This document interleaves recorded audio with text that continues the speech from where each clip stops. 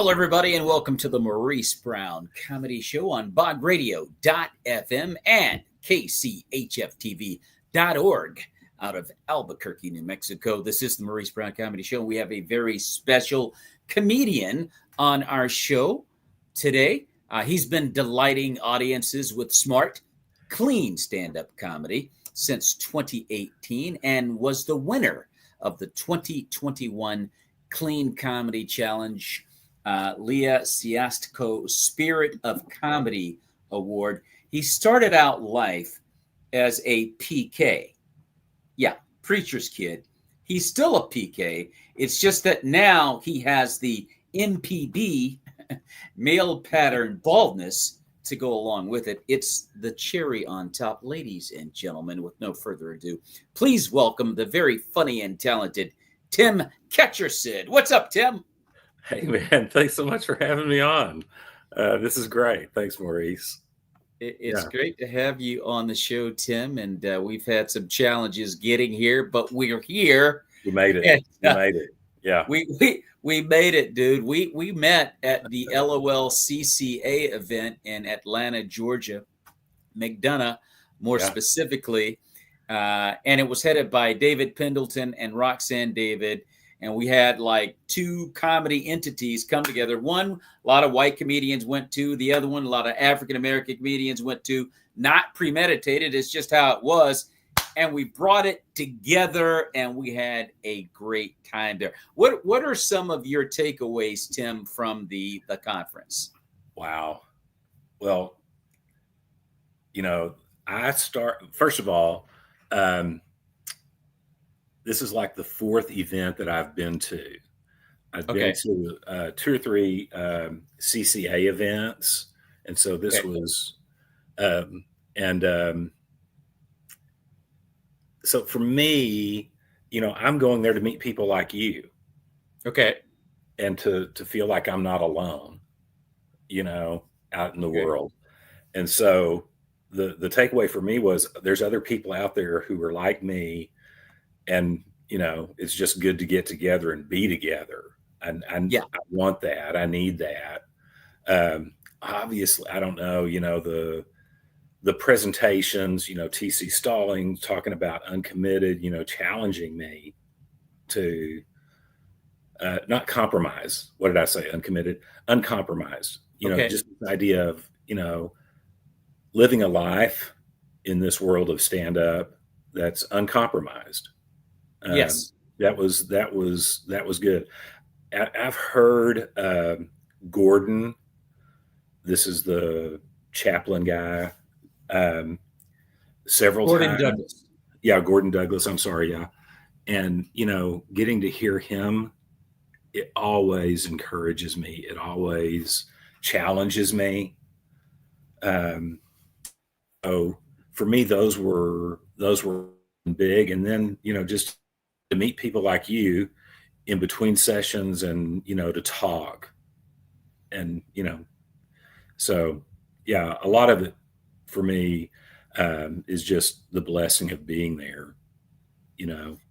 It was a blessing of being there. And I think the combination of the two comedy entities was huge because you got to meet a whole other side of comedians that you just never encountered before, never met them before. And it was awesome, man. It was really a great conference. The comedians that performed were all really funny. I mean, all of the shows that we had, everybody was really good. And it was a great conference. It was a great conference. I loved it. And, it's one of those things where the first time I went was in 2019, and it was because some girl on the scene. I'm in Dallas, Fort Worth area. I don't know if that was clear, but so I live in Dallas, and a girl on the scene here had asked me, a lady, "Oh, are you in the CCA?" I'm like, "I don't even know what that is."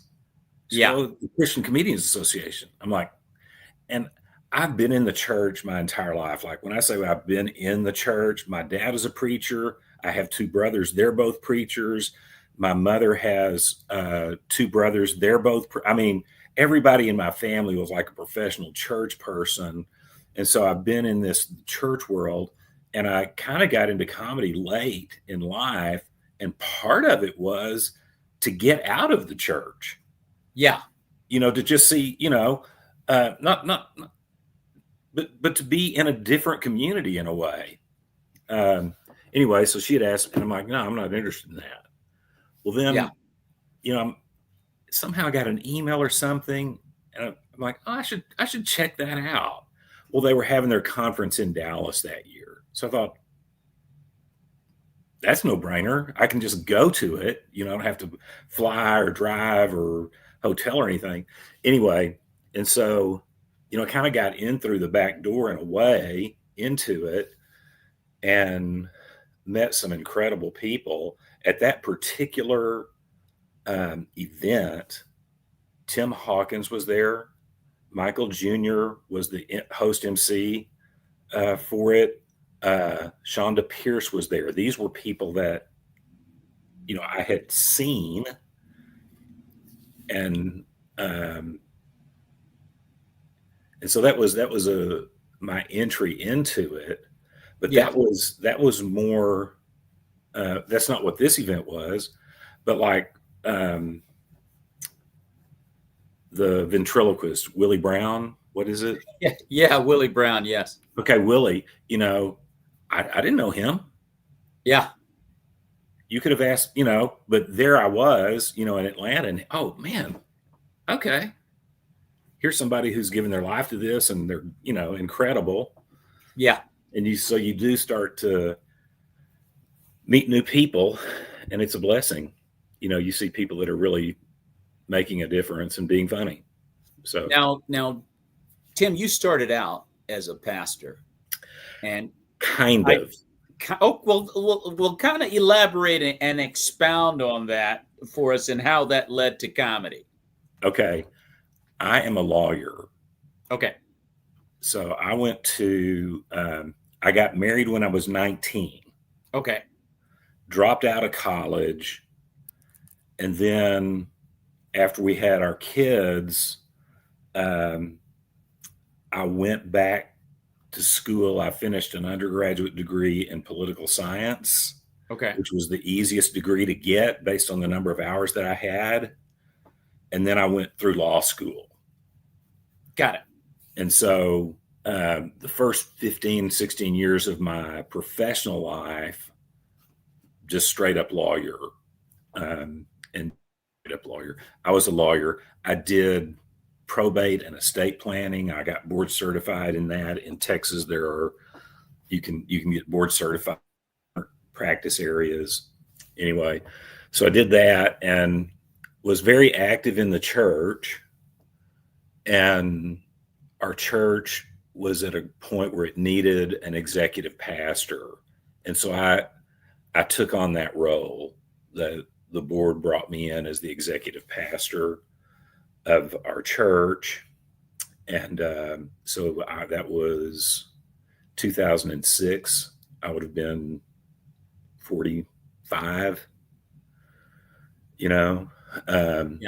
And so my role as a pastor has been more on not the pulpit side, but more on the business, administrative, personnel, facilities, budget, that side of the church. Okay. I held that role, that position for 16 years. And then in December of 22, I retired. Okay. So that's a long story, but that's a little bit of it. And not answering the question that you asked, which was how did I get into comedy from that? Okay, one weekend I'm out with my wife on our anniversary trip, and I'm like, we need to make a bucket list of things that we want to do before we are not able to do anything anymore. And doing stand-up comedy was one of the things that made the list for me. Oh, wow. I love it. And so that's, so I kind of, it's one of those things where you write it down or you say it, but then you don't do anything. I don't know if how your life is, but my life is full of, oh, I want to do that and never do anything. It's like losing weight or getting in shape. You're thin and in shape. I'm fat and not in shape. So you don't know those worlds. But a friend of mine was interested in it, and I was trying to encourage him. And so we took a comedy writing class together. Okay.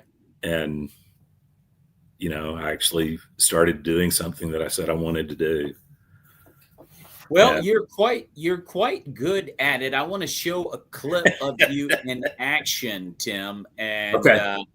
By the way, ladies and gentlemen, you're listening and watching the Maurice Brown Comedy Show on bogradio.fm. We're going to watch comedian Tim Ketchersid in action. I told my therapist, I'm afraid I've got multiple personality disorder.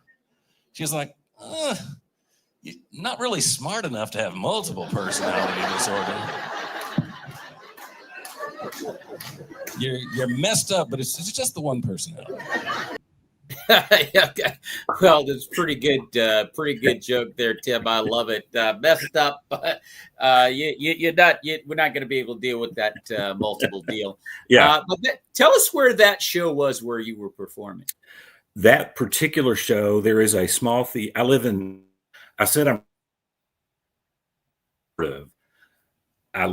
a little city called Farmers Branch, which is surrounded by Dallas. Okay. In that theater is the Firehouse Theater. It's a converted firehouse. It's a little community theater here in Farmers Branch. And okay. I produce shows in that theater called Mixed Nuts. Okay. And so that was a mixed nut show. Okay. And yeah, so it's hard to get stage time. I'm sure you know or have experienced that. Maybe you haven't. Maybe you get it all that you want. But getting started, I was like, I'm going to produce shows so I can get stage time. And so that's what that was about. Well, Gordon Douglas made a great statement there at the conference. Yeah. And, the key is have an act. That's right.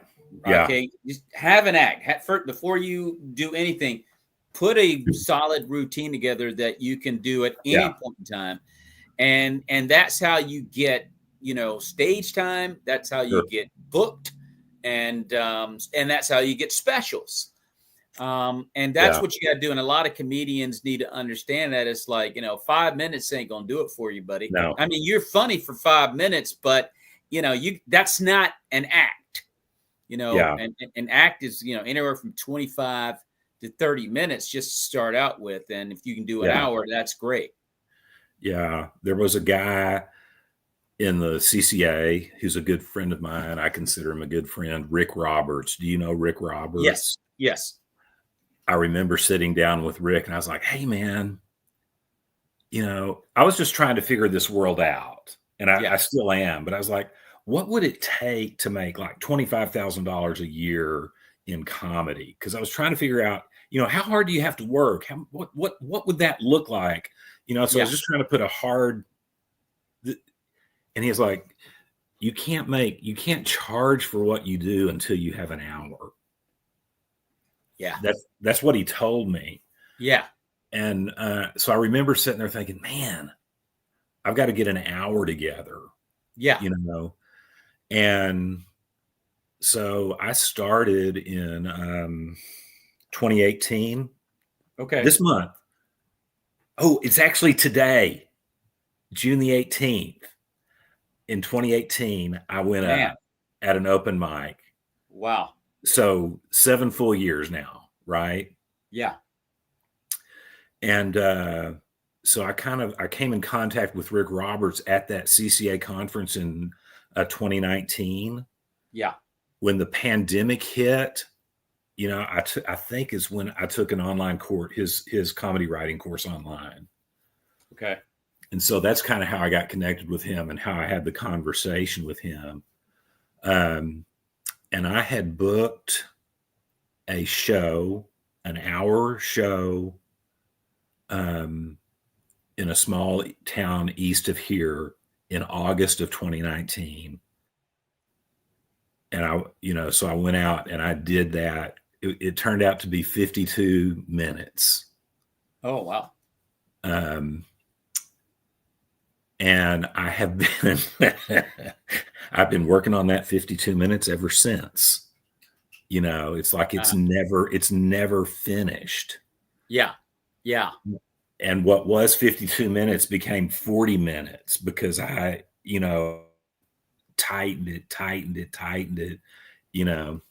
So getting an act is, man, it's a big deal. It takes a while. It takes a while. Steve Martin, who became like the wild and crazy guy with his album in 1978, I believe it was the number one comedy album in the world at that time. It might have been 1980. It's right in there, 78 to 80. And he said he had developed over many, many years, going back to the hippie days in the early 70s, late 60s, of just writing and doing stuff on the sidewalk and in the streets and wherever. He ended up with 4 hours at one point during this process. Wow. And he kept, like you said, knocking off fat till he had like one great hour out of 4 hours. Yeah. And he became the wild and crazy guy. And after he did the wild and crazy guy, he said, okay, I'm done. I can't ever top that. And he became an actor. Yeah. Yeah.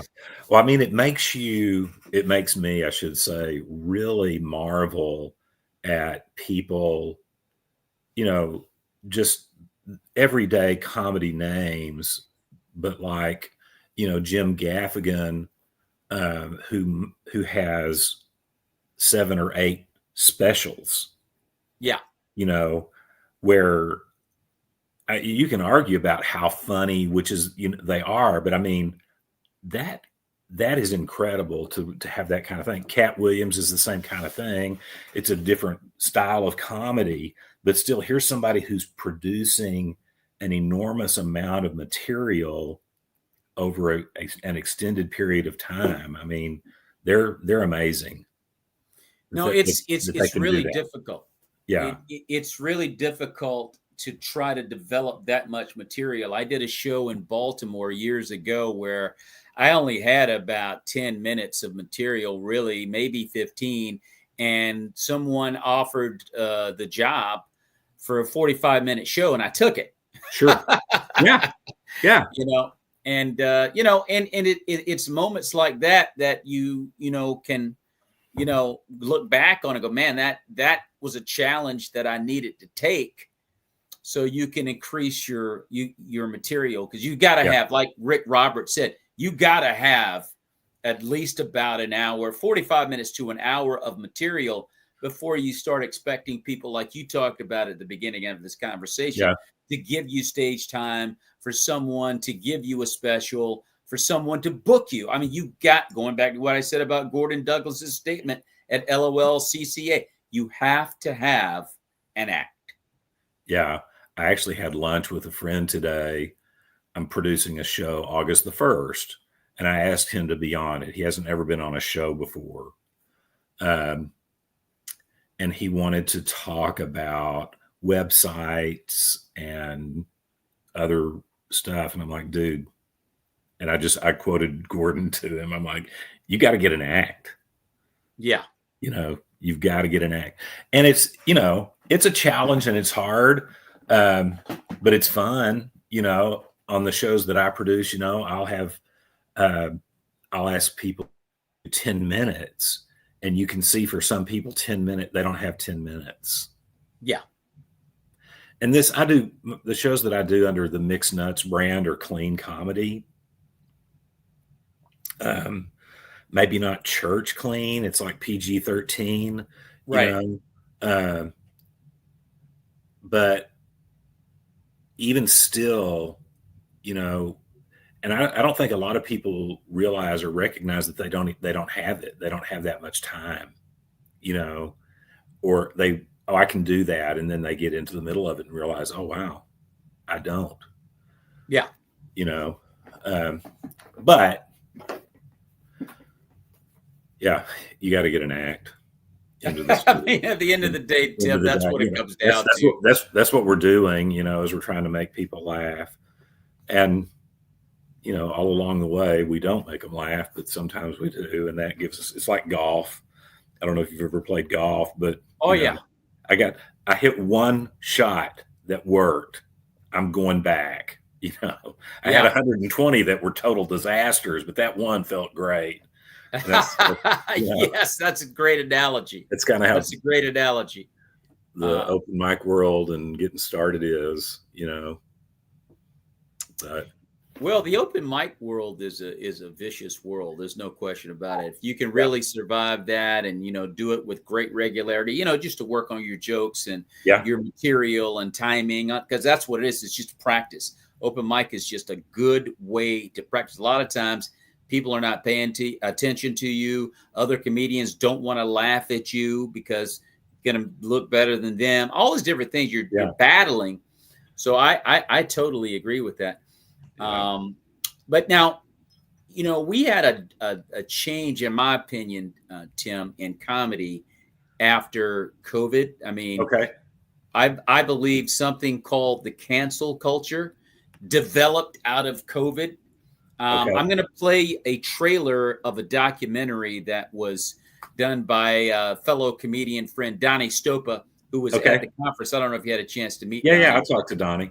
So Donnie did this documentary about the cancel culture. I'm going to play the trailer, and then I want to come back and talk to you about it. Okay, good. Cancel culture.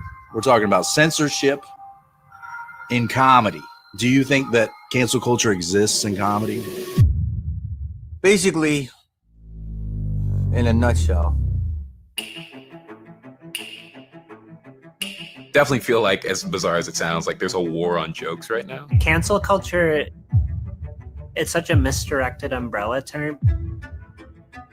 You can't police what is subjective. Oh, wow! Like, you kind of have to live your life bulletproof now. You just have to. Greatest night in the history of television. You can't say an inappropriate joke that doesn't have the right context. There's always going to be some sliver of cancel culture, of woke, of political correctness. You're not funny, and this is how you have to do the joke, because I know how funny jokes work.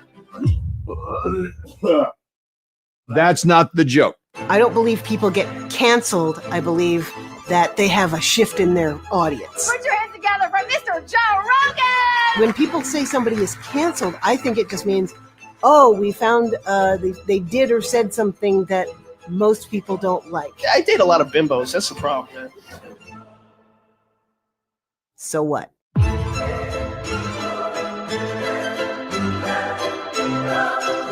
So, let's think about that joke in today's culture. And let's do that, Tim. Let's think about that. What is your takeaway from the intentions there, at least as far as what you could get out of the trailer? Yeah. Man, I don't know if I have strong feelings about this. Okay. I'm part of a church culture. Okay. And most of my life I have been in a church culture. Okay. And it seems like I'm probably going the wrong direction here. So just, you can edit it out, throw it away, whatever. The church cancels people. Okay. Right. Wow. Often because of something they do. Mm-hmm. Sometimes because of things they say. Mm-hmm.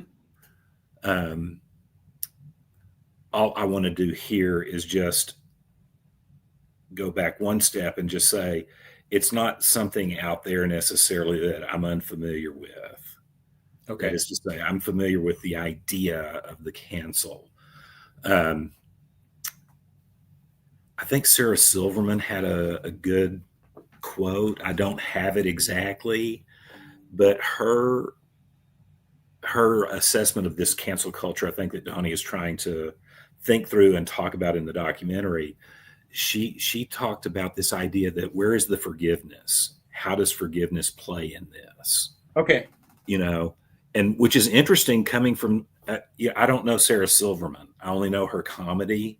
Yeah. You know, I don't know her, but I thought that's a thoughtful response. It is. You It know, is. I think so. and Yeah. so that's a challenging response, you know, to me. How do I balance, oh, you stepped over the line or you said something that was offensive? My humor, my humor is explicitly trying to not be offensive. You know what I mean? I am the anti-comic, if you will, because a lot of comics are, you know, the George Carlin, who is the most, you know, an iconic one for me. Lenny Bruce, I think he was gone before I was born almost, so I don't really know his comedy. But these people that are anti-establishment, you know, pushing back, you know, that, and there are people who believe that that is the primary, maybe the only, for some people, role of comedy. Yeah. Serious art comedy, serious stand-up comedy. You know, I'm trying to just be funny and be clean. Right. You know, I'm trying to not be offensive.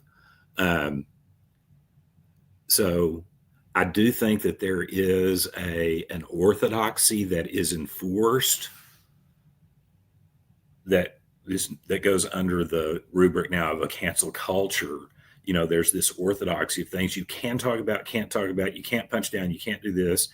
And it's coming from a place that is weird in a sense, because the place, the place that it's coming from seems to permit anything and everything.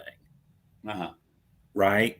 Okay. And you know, without, I can't name names, but you know, people who want to make jokes that are racial, that are transgender is the word that's in my head, and I don't have a rubric for it. You know, Dave Chappelle is that people have tried to cancel him around some transgender jokes, you know, and that kind of thing. The people who are enforcing the orthodoxy seem to want to permit practically everything in the world. You know, like there's nothing wrong except making a joke about it. Yes. That's weird. You know, so I get the hypocrisy almost, if you will, of the cancel culture, although I don't really condone punching down and making jokes about, you know, people who have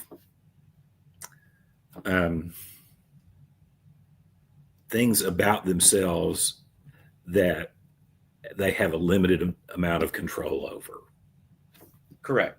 I understand. I think the interesting development of this cancel again culture is that people don't go to comedy shows to laugh anymore. A lot of times, they go to criticize, and it's almost as if they're looking to be offended by something. You know? Yeah, I think that happens. I don't know how often, and I will say too. I don't know if you watch Comedians in Cars. I do. Okay. So, you know, when Jerry and Robert Klein I don't know if you've seen the episode with Robert Klein. I think I have. Okay. Well, basically, you know, they're talking about this issue. Can you make a joke? Can you make a joke about cancer? Yeah. And Robert Klein says, it has to be funny. Right. You can do it, but it has to be funny. And I think people who complain about being canceled, it's like get an act. I would say, was it funny? It has to be funny first. It has to be funny first.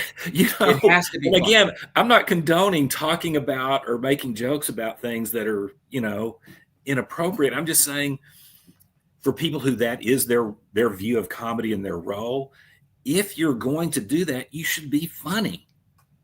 I totally agree with you, Tim. I was at a show. I was probably in my 20s. I was in college. I was at a comedy show, and the comedian was terrible. Right. And I was sitting kind of in the mid. It was a big room, and I was sitting in the mid to back area.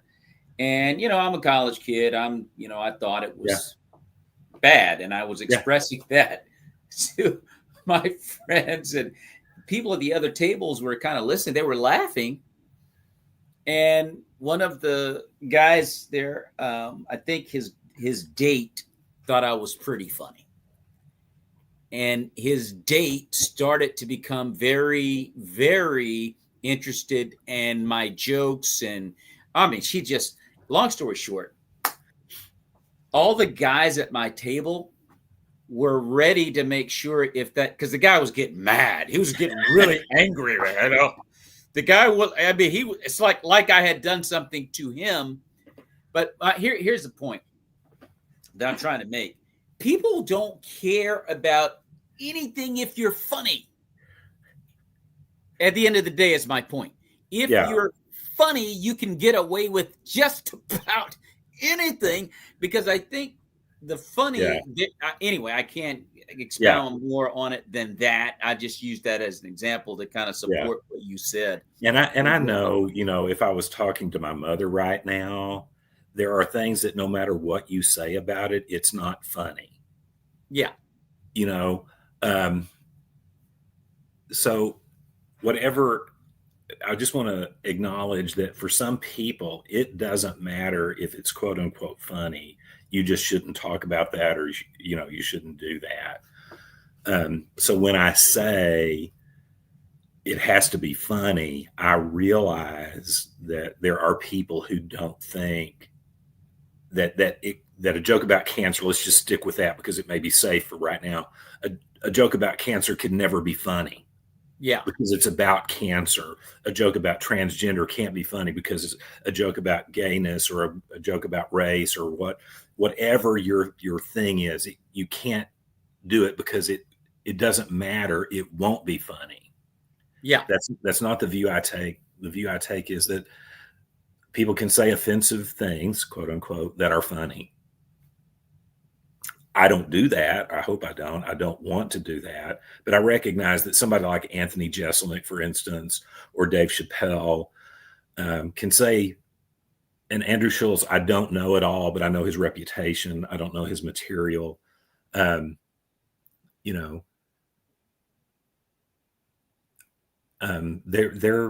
got the chops, and they're funny, even though they're doing things that most people who I run with would think it was offensive or inappropriate. Yeah. Anyway, sorry about that. Sidetrack. No, I love getting your take on it. Everyone has different takes, and sure. I just love hearing them. And I read a book yesterday. The guy's name is R.R. Reno, Reno, and it's The Return of the Strong Gods. And it's kind of an exploration of what has happened in our culture that makes possible some of the things that we're dealing with right now. And one of them is this idea of a cancel culture. Forgive me for grossly oversimplifying, but people on the left canceling people for jokes, in this case, that are offensive to them. They're enforcing this openness sort of value that everything is permissible except you making fun of the thing that we think is okay. Yes. They're enforcing this orthodoxy, and it's the irony of the super permissive, open person closing down any opposition. Anyway, it's not unique to comedy. I think it happens. What's the guy's name? Stein. He did this is a movie kind of documentary where he talks about, he's a Jewish guy, but he's talking about how in the university, they enforce this orthodoxy, and professors who have different views on the wrong things can't get tenure and can't get jobs. So it's not just comedy. It's everywhere. No, you know what? You're right. It's not just, I think comedy is a mere reflection of what society is thinking. Yeah. You know, and unfortunately, where we are in our society today is not, in my opinion, a good place. I can go back to the 1970s, Tim, and I don't know. I mean, I think you and I are relatively around about the same age, but I remember I'm 63. So I just turned 61 a few days ago. Yeah. So you remember back in the 70s, I can remember between 1972 and 1976, there was a show called Sanford and Son. Sure. And within that show, and I could also bring in All in the Family, where Archie Bunker was the guy. But in both of these shows, you saw a racist individual, one black guy, one white guy. And they said things that were, to the average person on the street, very offensive. But we thought it was funny. And it was, these shows became number one at some point of their lifespan. Yeah. And people thought it was really, really funny. Nobody got mad. And whoever got mad, it wasn't enough for them to move the needle. You know, they soldiered on with great success. So I just used that to go to where we are now. And I can throw George Carlin out. I can throw Richard Pryor out. Guys that were just saying anything. And America didn't get mad at them. Right. And now you're clean. You can get a clean comedian and get people rather irate. So I think the sensitivity meter has really changed in 2025. Yeah. Yeah. And I don't, you know, I do feel like there's been times when I've been telling jokes. Yeah. When I have felt judgment from the audience. Yes. Or someone in the audience who felt like it was, you know, like you say, they didn't come to the show to laugh. They came to be a judge or, you know, to enforce some form of orthodoxy. I'm trying to be clean, you know, and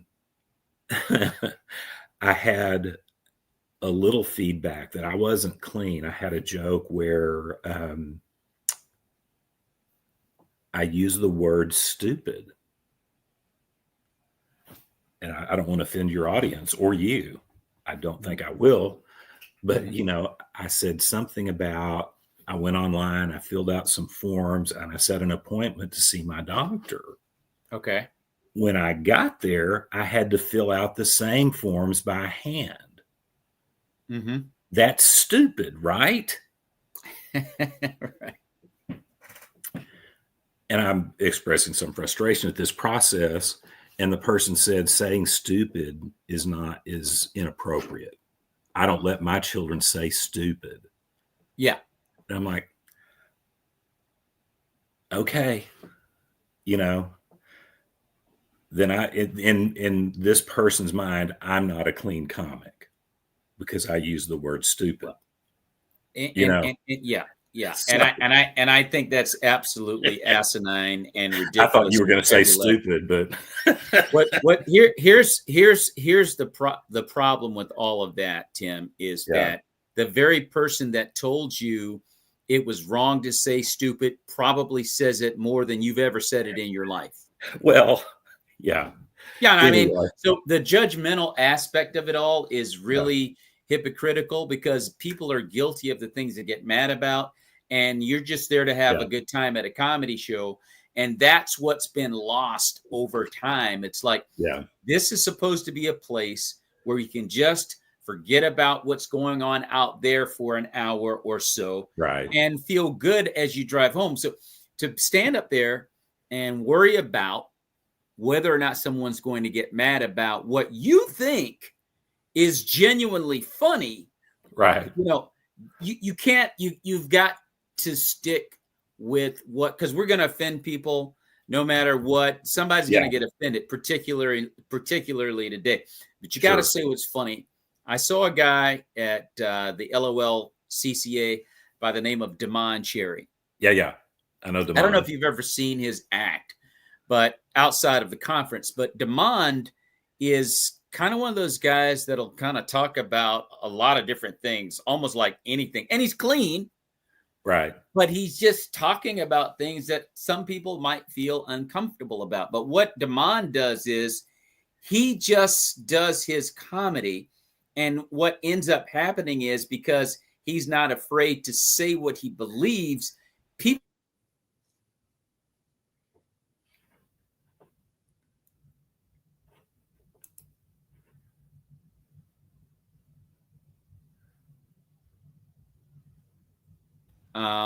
he just kind of, I think we just both went out there for a moment, ladies and gentlemen. I apologize for that.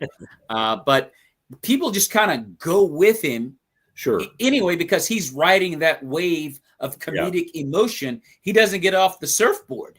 Yeah. And people just go with him. So I think that's one of the things that comedians today, especially, you have to learn is stay true to what's funny to you and don't apologize. Yeah, I think that's fair. I think that's fair. Yeah. And it gets tough. It gets tough. Have you ever had any personal struggles, Tim, that you've gone through in your life that you've had to resolve, then resolved it, made a joke out of it, and then that joke was actually able to help someone going through the same thing? I can't think of one off the top of my head. Okay. That's one of the things that we do. I'll share this with you just from my personal experience. I did a show once where there was a girl just heckling every comedian. I mean, she was wretched. She was wretched. Yeah. And I was the only clean comedian in the lineup. Right. And I got up there, dude. As soon as I took the microphone, she stood up. She's in the back of the room, walked to the front of the room, sat down in front of me. And I thought, oh boy, here it comes. I'm going to get lambasted. Right. And my gosh, she was a great audience member. She laughed. She was a good girl. And when it was over, she said, I want to thank you because, my husband is physically abusing me. And what you talked about on that stage was about your family, your wife, your kids, and you were just making lighthearted jokes about your family. And I appreciate you for what you did tonight. And so I saw firsthand that you can actually make a difference in someone's life if you stay true to what you believe. I wasn't cussing. I wasn't going to the gutter and all those different things. Yeah. I was just talking about things that, people can listen to and maybe relate to. So I just use that as an example of kind of where I'm going. Has your comedy ever affected someone in a positive way? Yeah, I think, I did a show Sunday at an assisted living memory care place for Father's Day. Okay. And a lady came up to me after, and she was just so thankful for a chance to laugh. Yeah. And so that, that kind of response is really what I'm hoping is happening. I'm not expecting anybody necessarily to report it, but when people are laughing, that's what I hope is the result of it, that people are being blessed and enjoying. Jim Gaffigan talks about this with a little bit when he's doing his thing with Jerry Seinfeld on the Comedians in Cars. He talks about being able to change somebody's mood. Somebody came in, they've been at work all week, and then they left lighter, better. Yeah. And so, I'm hoping that's happening. And occasionally somebody will tell me that it has, and that's always encouraging. Okay. So, yeah. What is your opinion, Tim, of these social media sensations? We get a young person that's a comedian of some sort on TikTok or what have you. They get millions of views. Right. And then all of a sudden they start getting headlining jobs in comedy clubs, meaning they're not like comedians, but they're viral comedic sensations. Sure. Yeah. What's your opinion of that type of thing? And as far as you're concerned, how do you view that? I haven't thought about it a lot. I mean, I have tried in some sense. I mean, I've chopped up video clips and posted stuff online, and I want people to like it. I want it to bring laughter. As hard as it is to do, for me, I am totally impressed with somebody, and just, like John Crist, who this is one of the ways he got to where he is. Yeah, it is. Yeah. Is doing all of these videos, because I'm like, man, that's a TV show production. Mm-hmm. It looks like, he was driving around and, talked into his phone. No.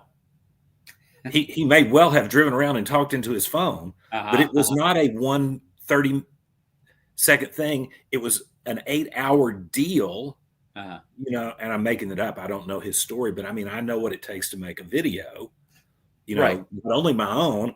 I've been in the church world, and I'm in the kind of world where we have multiple campuses and we're producing bumpers for sermon series, and I know what it takes to make a little video. I have a son who's a director in Los Angeles. I know what it takes to make a 1-minute commercial. These people who are producing a lot of content, somebody like Leslie Robb, she's consistently, she was at the LOLGCA thing. There's a ton of work that goes into it, and it wears me out to think of the amount of work that they're doing, and I applaud it. And people are clicking on it and enjoying it, and it's bringing laughter in that venue. I've talked to club managers and bookers a little bit, not a bunch, but a little bit, where they are willing now. When they first started bringing in these social media people, they would give them a weekend, and now they'll do a one-nighter. Can this person, one, bring people to the club? Because just because you have 1 million followers doesn't translate necessarily into tickets sold. And two, if you can sell tickets, what can you do? Can you engage that audience? So they're different medium. It's like, I'm good at painting. That doesn't mean that I'm good at sculpting, or, and so I don't begrudge anybody who gets the chance to do the headlining gig because they've got 1 million followers. Getting 1 million followers is not easy. I don't have them. Oh, no. They've done a lot of work, but it doesn't necessarily translate into a good stand-up set necessarily. And so, and I think they, all right. People who have TV shows before, they got chances to go up in clubs that take me out of there are people who have been at it for a long time, who've been trying to break through, and they're really good, and they've developed a real act. They're craftsmen, they're funny, and they're not getting that opportunity. But the guy who did a TV show comes in and gets it. Well, I can give you a great example of that. Like Key and Peele, for example, had a great TV show. They are absolutely hilarious, and they were invited to a stand-up show. This was years ago with other real comedians. So when they got on stage, it was probably 10 to 15,000 people in this arena. Yeah. It wasn't 3 minutes before a cascade of boos rained down from the rafters on those guys. And the reason I bring that up, Tim, is not to berate them or castigate them or anything. It's just that they were out of their element. Like, this is stand-up comedy. You know what I mean? And so this is a different type of deal. And I think a lot of the social media sensations, as well as people that are funny on a sitcom, they don't translate to the comedic stage, and they end up getting these opportunities before guys who've actually been paying their dues. Now, with that being said, as you mentioned, John Crist, he's a very good stand-up comedian. Like, He knows what he's doing on stage and on TikTok. Right. There's another young man we met at LOLCCA, and I don't know if you recall him, young man, and Christian McCartney. Yeah, Christian. Yeah. He is 23. The kid's got 6 million followers on social media, but guess what? He's a really good stand-up comedian. Yeah. So and there are rare cases, and I think the cases are rare. There's another kid named David Balaghese, also 23, social media sensation, but he's also a great stand-up comic. So but there's far fewer of those social media sensations that could actually get it done on the stage. But I think also, like you mentioned before, I mean, we're over 60, so we don't know what we're doing by and large on social media, and it's like, it's just best it's different. It's work. And they're working in a medium and creating, and that's awesome. Sometimes it translates, sometimes it doesn't, but I'm not, you know what? Nobody is there. They're not taking my spot. Yeah. That's not what's happening. I need to get funnier. I need to work harder, and I need to ask more people to let me go up. That's what it's going to take, Tim. It's going to take nobody is calling these TikTokers. The booker at the Improv in Addison, which is here in Dallas, more or less, is not calling TikTok influencers. Mm-hmm. TikTok influencers are calling him. Yeah. They're asking for that space. Yeah. And that's how people get booked. They ask for the chance. Yes. And if I think they're just going to accidentally see one of my YouTube videos and recognize my genius and call me, dude. No, that's not going to happen. No, that's worse than being canceled. Right? I've canceled myself. You have to ask, and and you have to have an act. You have to have an act. And so, I don't. One of the things I've been doing the World Series of Comedy this year, and that's where I saw Damon Cherry. Okay. So I met him through that.